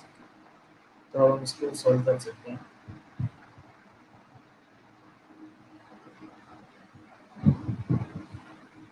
कैलकुलेशन वाला पेज नहीं है ये, तो मैंने इनके लिए रखा हुआ है। और मैं जब सॉल्व करता हूँ क्वेश्चंस को तो पहले ही सॉल्व करके रख देता हूँ, इससे टाइम ज़्यादा ना लगे। आगे से हम नहीं रखेंगे और क्या है सर, बस ये इनके लिए ये क्वेश्चन मैंने सॉल्व करके दिया जिससे आप जल्दी से सॉल्व कर सकें। बाकी प्रैक्टिस के लिए तो आपको और क्वेश्चन करने ही पड़ेंगे, ये तो हम केवल सिखाने के लिए आपको कर रहे हैं। संजना मिश्रा ने भी सही आंसर दे दिया 0.5 डिग्री सेल्सियस। सो हम इसका आगे सॉल्यूशन देख लेते हैं एक बार। तो हमने क्या बोला कि 50% काइनेटिक एनर्जी चेंज हो रही है हीट में, जिससे टेम्परेचर इंक्रीज हो रहा है। So half M B square का भी हमें हाफ करना होगा क्योंकि 50% बोला है, और उसको एम एस डेल्टा टी पे इक्वल कर दिया। तो यहाँ पे मास से मास गया तो B square by 4 S delta T पे इक्वल हो गया। सो डेल्टा टी हो जाएगा B square by 4 S. So यहाँ पे बी स्क्वायर, बी की वैल्यू इनिशियल वेलोसिटी 10 ही है, 10 मीटर पर सेकंड की वेलोसिटी से वो टकराएगी तो 100 हो गया अपॉन 4 इंटू में 50 उसकी स्पेसिफिक हीट दी है। तो उसको सॉल्व करते हमारे पास 0.5 डिग्री सेल्सियस आ जाएगा। एस बुलेट का मैंने दिया हुआ 50 जूल पर किलोग्राम डिग्री सेल्सियस। तो ये यहाँ पे हमने अब तक स्पेसिफिक हीट के बारे में बात की।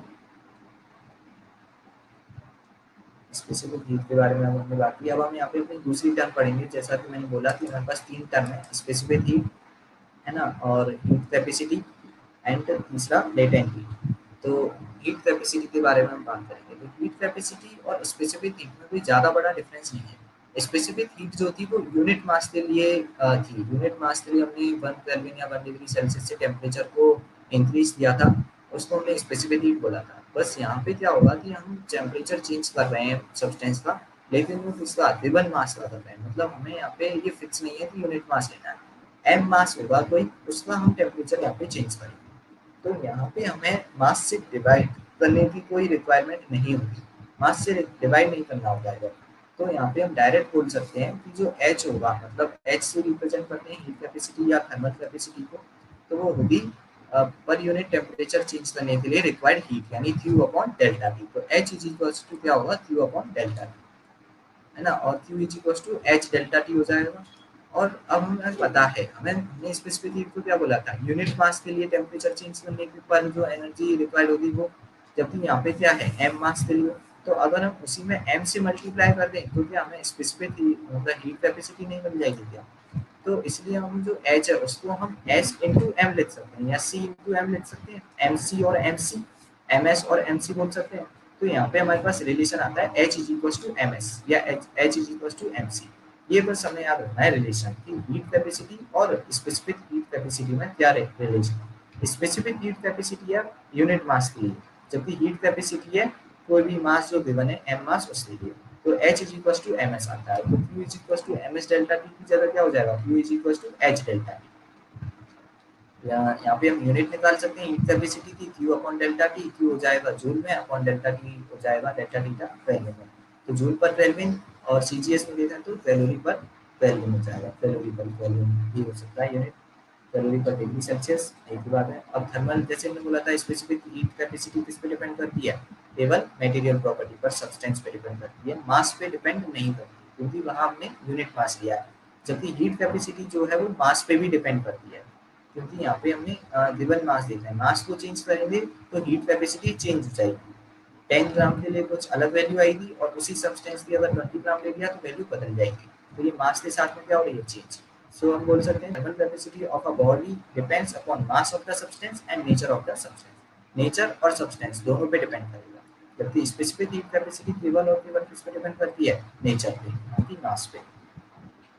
ये हम यहाँ पे बात कर लेते हैं हीट कैपेसिटी की। तो अब हम लेटेंट हीट की भी यहीं पे डिस्कस कर लेंगे, फिर हम क्वेश्चन करेंगे फेज चेंज वाले जो क्वेश्चन होते हैं वो। तो हम लेटेंट हीट के बारे में बात करें, तो लेटेंट हीट की अगर बात करें तो लेटेंट हीट क्या है, तो जैसा हमने बोला तीसरी टर्म अपनी लेटेंट हीट है या हिडन हीट भी इसको बोला जाता है, क्योंकि ये हमें मतलब इसका हमें जो इफेक्ट है वो दिखाई नहीं देगा। जनरली हीट का मतलब क्या है, जिससे टेम्परेचर में चेंज आए, टेम्परेचर इंक्रीज हो, तभी तो बोलेंगे हीट मिली है। लेकिन यहाँ पे क्या है कि टेम्परेचर चेंज नहीं होगा, बल्कि यहाँ पे क्या होगा, केवल फेज में चेंज होता है। लेटेंट हीट से फेज चेंज होती है, जैसे सॉलिड से लिक्विड या फिर लिक्विड से वेपर में चेंज हो रहा है, गैस में चेंज हो रहा है, या लिक्विड से सॉलिड में, गैस से लिक्विड में चेंज हो रहा है। तो ये अपना होता है क्या कि लेटेंट हीट। लेटेंट हीट मतलब क्या, फेज चेंज होने में जो एनर्जी रिक्वायर्ड होगी उसे हम क्या बोलेंगे, लेटेंट हीट। ठीक है, फिजिकल स्टेट यहाँ पे चेंज होगी। अब इसको हम किससे रिप्रेजेंट करते हैं, इसको हम रिप्रेजेंट करते हैं एल से। इसको हम एल से रिप्रेजेंट करते हैं। तो लेटेंट हीट या हिडन हीट क्या होती है, लेटेंट हीट या हिडन हीट होती है किसी भी सब्सटेंस के यूनिट मास की स्टेट को चेंज करने में जो एनर्जी रिक्वायर्ड होगी उसे हम लेटेंट हीट ऑफ सब्सटेंस बोला जाता है। यूनिट मास की स्टेट को चेंज करने में जो एनर्जी रिक्वायर्ड होगी उसे लेटेंट हीट ऑफ सब्सटेंस बोला जाएगा। तो इसे हम एल से रिप्रेजेंट करेंगे, यूनिट मास है इसलिए मास से डिवाइड करना पड़ेगा, और जो एनर्जी या हीट रिक्वायर्ड है Q अपॉन एम हो गया।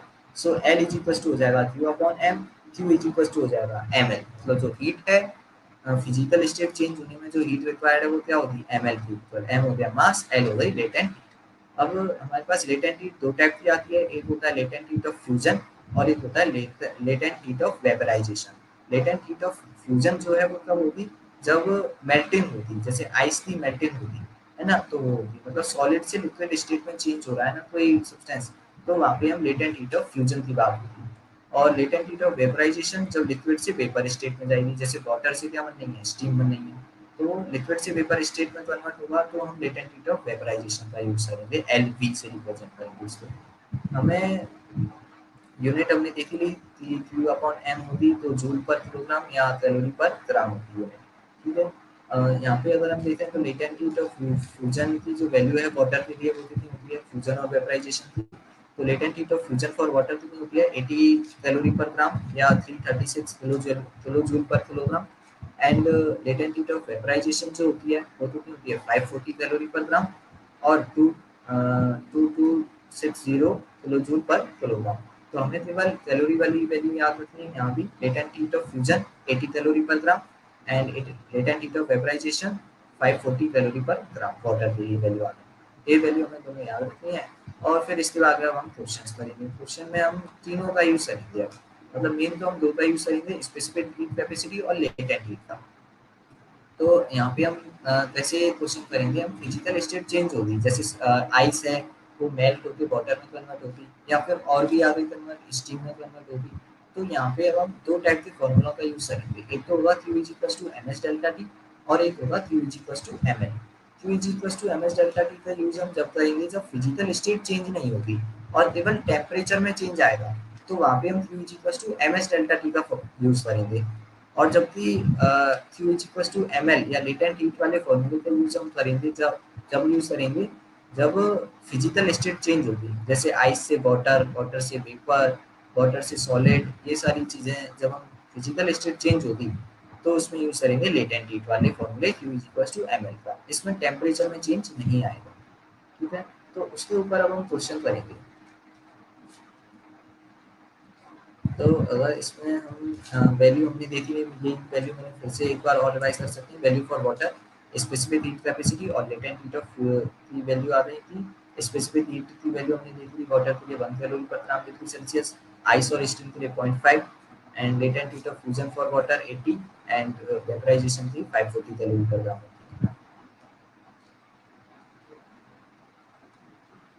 ये चीज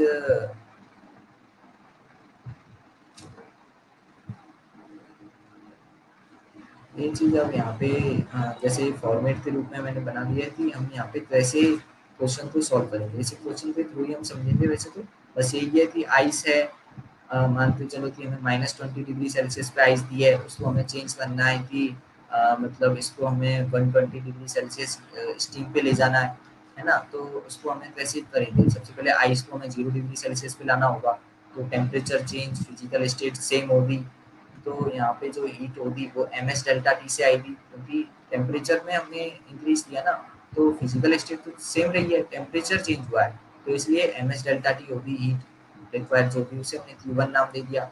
फिर जब 0 डिग्री सेल्सियस पे आइस आ गई, तो 0 डिग्री सेल्सियस पे आइस का मेल्टिंग पॉइंट, तो यहाँ पे आइस मेल्ट हो जाएगी और वाटर में कन्वर्ट हो जाएगी, तो फिजिकल स्टेट चेंज हो जाएगी पर टेम्परेचर 0 डिग्री सेल्सियस ही रहेगा। तो यहाँ पे लेटेंट हीट का यूज होगा Q is to M L, latent heat of fusion, क्योंकि आइस से वाटर हो रहा है तो फ्यूजन हो रहा है, इसलिए इसे हम Q2 नाम दे देंगे हीट को। फिर 0 डिग्री सेल्सियस वाटर को हम 100 डिग्री सेल्सियस पे लेके जाएंगे, तो यहाँ पे फिजिकल स्टेट चेंज होगी, टेम्परेचर चेंज होगा, यहाँ पे फॉर्मूला होगा एम एस डेल्टा टी। और एस जो होगा स्पेसिफिक हीट कैपेसिटी, वो किसकी होगी, वाटर के लिए 1 कैलोरी पर ग्राम डिग्री सेल्सियस, एंड यहाँ पे हीट को नाम देंगे हम Q3। फिर 100 डिग्री सेल्सियस वाटर को हम 100 डिग्री सेल्सियस स्टीम में कन्वर्ट करेंगे, फिजिकल स्टेट से चेंज होगी, टेम्परेचर सेम रहेगा, लेटेंट हीट आएगी, एमएल आएगा, vaporization, latent heat of vaporization value रखेंगे, Q4 नाम देंगे एनर्जी को। एंड स्टीम से फिर जैसे 100 डिग्री सेल्सियस से जो टेम्परेचर हमसे पूछा जाए स्टीम का, जैसे 100 से 100 भी पूछ सकता है या तो यहीं पे, या फिर आगे हमसे वो 110 या फिर 120 130 कुछ भी पूछ सकता है, तो उसको हम टेम्परेचर चेंज करके एम एस डेल्टा टी वाला फॉर्मूला लगा देंगे। स्टीम के लिए ऐसी वैल्यू 0.5 रखते आ जाएगा। तो दो ही फॉर्मूले, हीट पे M L and M S delta T. उसी पे बेस हमारे पास में क्वेश्चन आएंगे। जैसे अपने पास ये क्वेश्चन है सबसे पहला कि find amount of heat required to convert 100 degree gram of ice from -20 degree Celsius to steam at 100 degree Celsius. क्या क्वेश्चन है कि 100 ग्राम ऑफ आइस है -20 डिग्री सेल्सियस पे, उसको हमें 100 डिग्री सेल्सियस स्टीम में कन्वर्ट करना है। तो अब हम कर सकते हैं इसको। सबसे पहले हमें क्या करना होगा, आइस है -20 पे, तो इसको पहले 0 पे लेके आएंगे एम एस डेल्टा टी से, फिर 0 पे इसको वाटर में कन्वर्ट करेंगे लेटेंट हीट एम एल से, फिर 0 डिग्री सेल्सियस वाटर को 100 डिग्री सेल्सियस वाटर में लेके जाएंगे एम एस डेल्टा टी से, फिर 100 डिग्री सेल्सियस वाटर को 100 डिग्री सेल्सियस स्टीम में चेंज करेंगे एम एल से, लेटेंट हीट से करेंगे। तो ये अपनी फॉर्मेट रही थी फॉर्मूलों की। अगर स्टेप बाय स्टेप इसको लिखते जाएंगे तो सारी हीट को ऐड करने पर हमें फाइनल हीट मिल जाएगी। बस हमें ये कैलकुलेशन करनी है, फॉर्मूला तो लगाना है और आंसर लगाना है।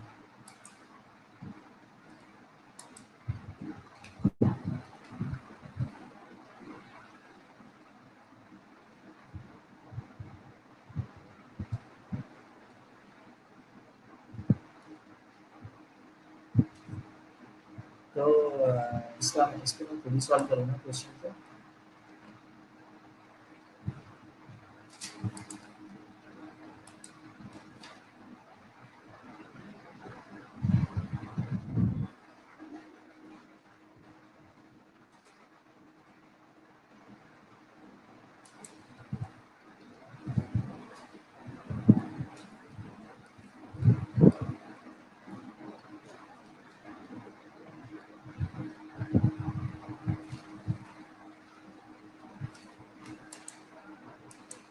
सॉल्यूशन वाली स्लाइड दिखाई दे रही है आपको?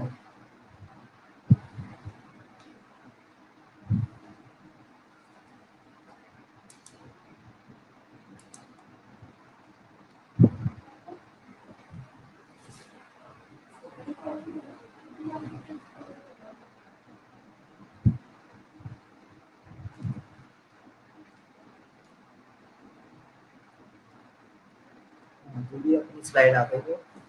तो हमने देखा कि हमें -20 डिग्री सेल्सियस पे दी है 100 ग्राम ऑफ आइस, उसको कन्वर्ट कर रहे हैं 100 डिग्री सेल्सियस स्टीम में। तो वही हम लेते जाएंगे इसको -20 डिग्री सेल्सियस से 0 डिग्री सेल्सियस में। Heat required MH delta T से, है ना। चेंज इन टेम्परेचर कितना हो जाएगा इधर 20। फिर आइस से वाटर में करेंगे 0 डिग्री सेल्सियस से, तो ml आएगा, latent heat of fusion 80 calorie पर ग्राम वैल्यू रखेंगे। Q2 एंड वाटर फिर 0 डिग्री सेल्सियस से 100 डिग्री सेल्सियस पर लेके जाएंगे। Q3 heat MH delta T. S आएगा वाटर की स्पेसिफिक हीट कैपेसिटी 1 आईवी and change in temperature 100। And water से फिर स्टीम में चेंज होगी, फेज चेंज हो रही है, टेम्परेचर सेम है।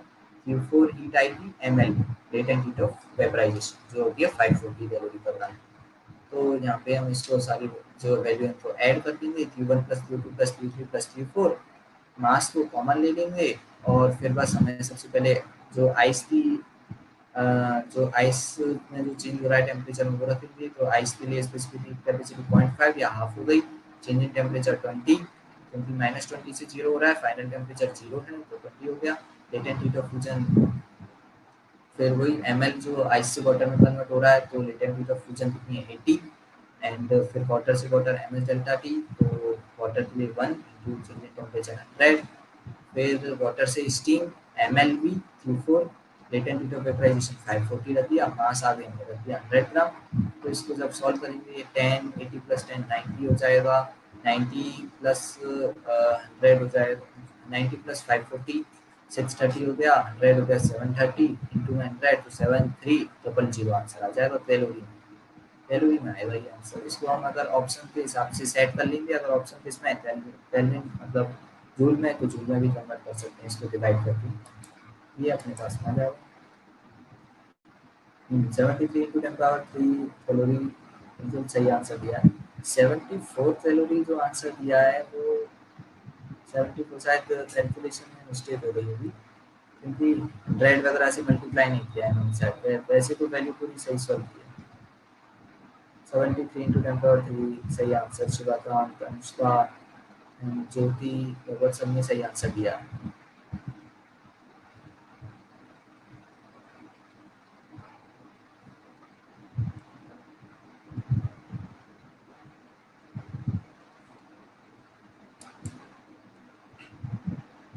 अब हम अपना नेक्स्ट क्वेश्चन देखते हैं, एक और क्वेश्चन करते हैं इसी के ऊपर। सो मेरे पास में क्या है कि 20 gram ice is at -40 degree Celsius, find the heat required to melt 8 gram ice. So हमारे पास में 20 ग्राम आइस है -40 डिग्री सेल्सियस पे। तो इसको अब इसमें क्या है कि find the heat required to melt 8 gram ice, मतलब कि टोटल जो आइस है वो है 20 ग्राम, लेकिन इसमें से केवल मेल्ट कितने को करना है 8 ग्राम। पूरी की पूरी आइस को यहाँ पे मेल्ट नहीं करना है, केवल 8 ग्राम आइस को हमें मेल्ट करना है। समझ में आ रहा है कि नॉर्मल में तो हम क्या कर रहे थे कि पूरी आइस चेंज हो रही है वाटर में, वाटर पूरा चेंज हो रहा है स्टीम में, यहाँ पे 8 ग्राम चेंज हो रहा है। तो यहाँ पे मास की वैल्यू क्या रखेंगे, केवल 8 ग्राम। पर फिर भी अगर हम देखें सॉल्यूशन कैसे होगा, तो हम क्या करेंगे, -40°C पे आइस है, इसको पहले हम ले जाएंगे 0°C पे, पूरे 20 ग्राम को 0°C पे ले जाएंगे MS डेल्टा टी से। फिर 0°C से जब हम चेंज करेंगे आइस से वाटर, तो केवल 8 ग्राम को करेंगे। मतलब जो ml वाला फॉर्मूला है ना, उसमें मास की वैल्यू हम 20 ग्राम ना रखें, क्या रखेंगे, 8 ग्राम। तब तो हमारे पास में आंसर आएगा इसमें। बस ये यहाँ पे ध्यान देने वाली बात है कि इसमें केवल 8 ग्राम आइस मेल्ट हो रही है, टोटल मेल्ट नहीं हो रही। लेटेंट हीट ऑफ फ्यूजन हमें पता ही है 80 कैलोरी पर ग्राम है, और आइस की स्पेसिफिक कैपेसिटी 0.5 कैलोरी पर ग्राम डिग्री सेल्सियस, ये भी हमें पता है। तो यहाँ पे हम आसानी से इसको कर सकते हैं।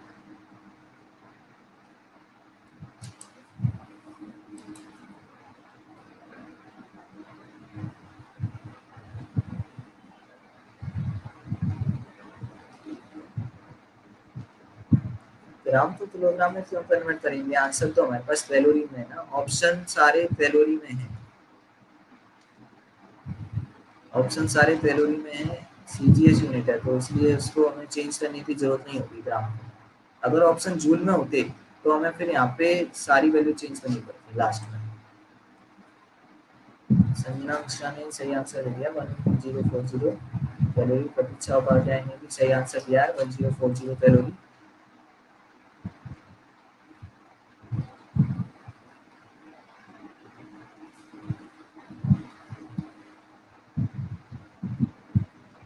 लगभग सही आंसर आ रहे हैं आप सबको। तो क्वेश्चन आसान नहीं है, बस हमें देंगे आपको, उसी के बेसिस पे इसको सॉल्व करना है। कि 20 ग्राम आइस है -40°C पे, इसको पहले 0°C पे लेके जाएंगे, हीट रिक्वायर्ड होगी MS डेल्टा टी। फिर उस आइस में से 8 ग्राम जो आइस है उसको हम किसमें ऐड करेंगे, वाटर में। बस ये करना है हमें। तो MS डेल्टा टी प्लस ए जो मास की, तो MS डेल्टा टी में मास की वैल्यू हो गई 20 इंटू एस हो जाएगा आइस की लेवल हाफ या 0.5 इंटू चेंज इन टेम्परेचर देता है -40 से 0 पे जा रहे हैं, तो डेल्टा टी 40 हो गया, ये हो जाएगा 400 हो जाएगा अपने पास। और जो ml जो होगा उसमें मास की वैल्यू 8 रखेंगे, तो 8 इंटू में लेटेंट हीट ऑफ फ्यूजन जो है अपने पास में कितनी 80, तो ये हो जाएगा अपने पास 640 इन प्लस 400 कितना हो गया 1040 1040 कैलोरी आंसर आ जाएगा। फर्स्ट ऑप्शन जो है वो अपना आंसर हो जाएगा यहाँ पे।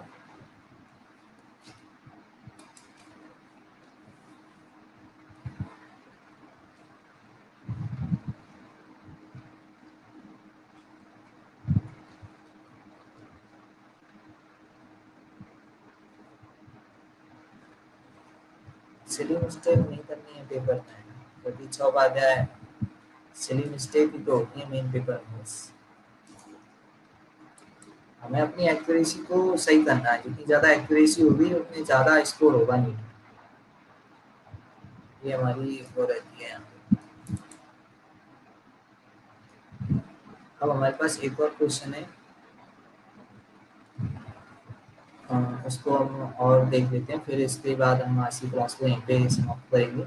इस क्वेश्चन को देखने के बाद 5 gram ice eight -10°C absorbs heat 500 calorie, find the final temperature. मतलब -10°C पे 5 ग्राम आइस है, उसने हीट एब्जॉर्ब किया है यहाँ पे कितनी 500 कैलोरी, तो फाइनल टेम्परेचर निकालना। अब इस 500 कैलोरीज में हीट हमें पहले से ही दे दी, हीट कैलकुलेट नहीं करवा रहा है, हीट हमें पहले से दी है और चेंज इन टेम्परेचर पूछ रहा है। तो आप क्या करेंगे, इसमें हम चेंज करते जाएंगे आइस को, -10°C से इसको हम 0°C पे ले जाएंगे, फिर उसको वाटर में कन्वर्ट करेंगे, फिर वाटर का टेम्परेचर इंक्रीज करेंगे। जब हमारी 500 कैलोरी पूरी हो जाएंगी, वहीं पे हम क्या है फाइनल टेम्परेचर कैलकुलेट कर लेंगे। ठीक है, तो सबसे पहले हम क्या करेंगे कि अगर जैसे इसमें सारी वैल्यू नहीं है, latent heat of vaporisation, fusion, water के लिए, आइस के लिए, स्टीम के लिए सब हमें पता है, तो उसको अब हम कैसे सॉल्व कर सकते हैं क्वेश्चन को।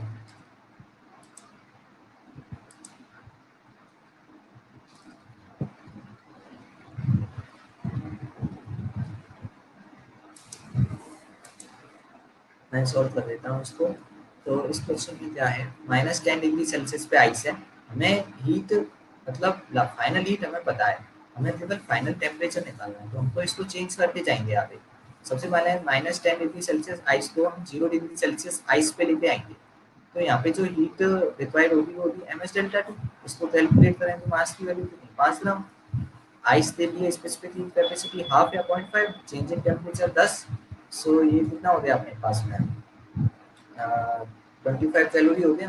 तो ये पहली जो आ गई 25 आ गई। फिर दूसरा, आइस को हम 0 डिग्री सेल्सियस से वाटर में कन्वर्ट करेंगे, तो हीट रिक्वायर्ड होगी ml, latent heat of fusion. तो 5 ग्राम इंटू में लेटेंट हीट ऑफ फ्यूजन कितनी, 80, तो ये हो गया 400। तो अब तक टोटल एनर्जी कितनी आई थी, 1 + U2 से 400 + 25, 425, 425 हमारे पास एनर्जी आती है। जबकि टोटल एनर्जी जो एब्जॉर्ब कर रहा है वो कितनी थी आइस ने, 500 कैलोरी। मतलब अभी भी 75 कैलोरी क्या है, बची हुई है। मतलब 75 कैलोरी का यूज जो है वो किसमें किया जाएगा, वाटर का टेम्परेचर इंक्रीज करने। तो वाटर का टेम्परेचर कितना इंक्रीज हो जाएगा 75 कैलोरी में, ये चीज पूछिए हमसे। तो बस हमें ये निकालना है कि वाटर हमारे पास 0 डिग्री सेल्सियस पे है, तो उसको हमने मान लिया कि वो T degree Celsius final temperature हो गया। तो उसके लिए एनर्जी जो है वो कितनी रिक्वायर है, 75 कैलोरी। बस उससे हम वैल्यू पुट कर सकते हैं, एम एस डेल्टा टी में क्यू की वैल्यू 75 रख दें और डेल्टा टी कैलकुलेट कर लेंगे। तो एम एस डेल्टा टी जो है वो देखते हैं, तो मास कितना हो गया 5, वाटर के लिए एस की वैल्यू हो गई 1, change in temperature final temperature T minus initial temperature जो है वाटर का 0 हो गया, और इसको बराबर किससे करेंगे 75 पे, तो ये कितना आ जाएगा अपने पास 15 डिग्री सेल्सियस। 5 से हम 75 को क्रॉस करेंगे, कितना आएगा 50 डिग्री सेल्सियस। ये आंसर हो जाएगा इसमें।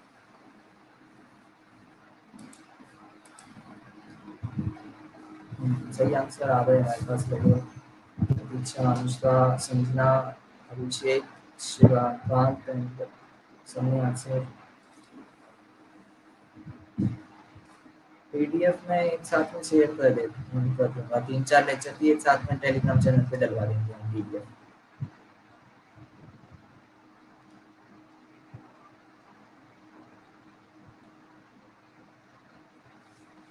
तो यहाँ तक कोई डाउट हो तो और पूछ लें किसी भी क्वेश्चन में जो हमने आज सॉल्व किए हैं, मैं फिर से उनको एक बार एक्सप्लेन कर देंगे।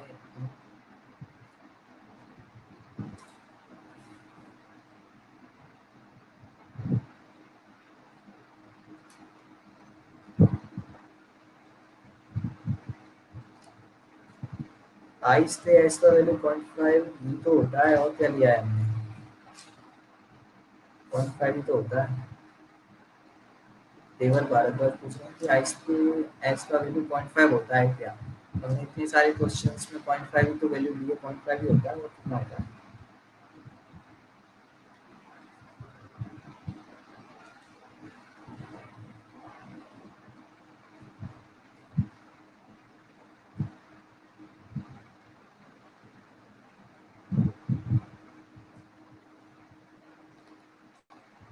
कोई डाउट ना हो किसी को तो हम लीक कर सकते हैं। आप क्वेश्चन प्रैक्टिस करें इनके ऊपर, थर्मल फिजिक्स के ऊपर। इन्हीं बेसिक जो क्वेश्चन मैं करा रहा हूँ इन्हीं के ऊपर सारे क्वेश्चन आते हैं लगभग बेसिक।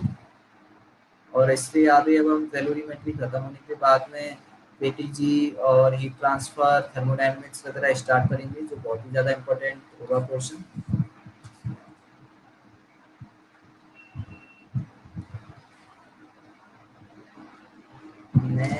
मैं फिजिक्स को लगभग ज़्यादा टाइम ही देता था थोड़ा बहुत, क्योंकि फिजिक्स ज़्यादा टाइम लेती है और अदर सब्जेक्ट से ज़्यादा टाइम लेती है फिजिक्स, तो आपको ज़्यादा टाइम तो देना पड़ेगा इसलिए। क्योंकि इसमें क्वेश्चन प्रैक्टिस, पहले थ्योरी पढ़ो फिर उसके बाद क्वेश्चन प्रैक्टिस करनी पड़ती है इसमें काफ़ी, तब जाते इसमें होता है। फिर फॉर्मूले भी याद करने पड़ते हैं, तो इसलिए टाइम तो ज़्यादा लगता है फिजिक्स में। पर अब तो फिजिक्स आसानी आ रही है, पिछले साल भी आसानी आई थी काफ़ी। फॉर्मूले अगर याद होंगे तो लगभग सारे क्वेश्चन बन जाएंगे, मतलब लगभग 40+, 42+ क्वेश्चन तो आराम से बन जाएंगे।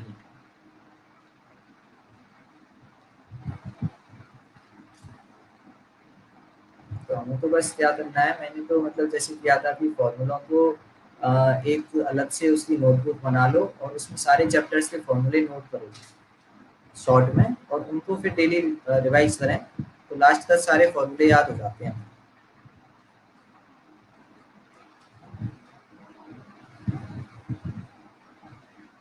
मैंने सबके लिए लगभग इक्वली टाइम दिया है वैसे तो, तो मैं जैसा बोल रहा हूँ कि फिजिक्स तो टाइम ज़्यादा ले ही लीजिए और क्या है।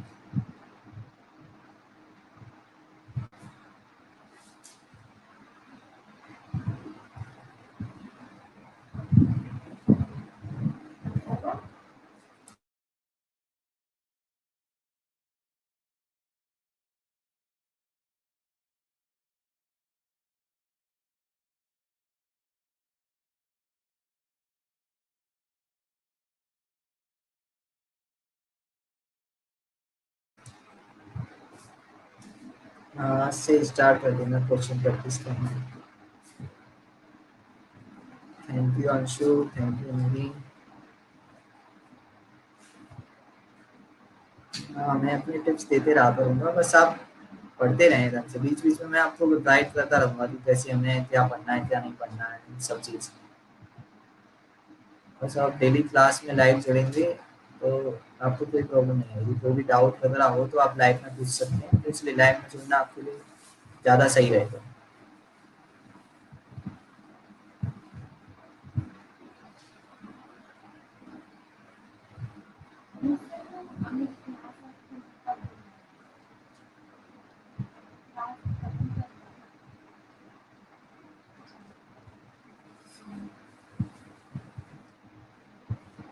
हाँ, इसमें सब इंक्लूडेड है। ये मैंने डाल नहीं रखा है इसमें कि ये AITMP का है कौन सा, पर इसमें क्वेश्चन इंक्लूडेड है, मतलब सारे क्वेश्चन इंक्लूडेड हैं। आप प्रीवियस ईयर क्वेश्चन कर सकते हैं, आपको प्रीवियस ईयर क्वेश्चन की बुक मिल जाएगी, या फिर अवेलेबल है, मतलब ऑनलाइन PDF मिल जाती है प्रीवियस ईयर 10 ईयर्स 15 ईयर्स की नीट और जेईई की। उनको सॉल्व करेंगे, आपको पता चल जाएगा ये क्वेश्चन आपके अंदर है।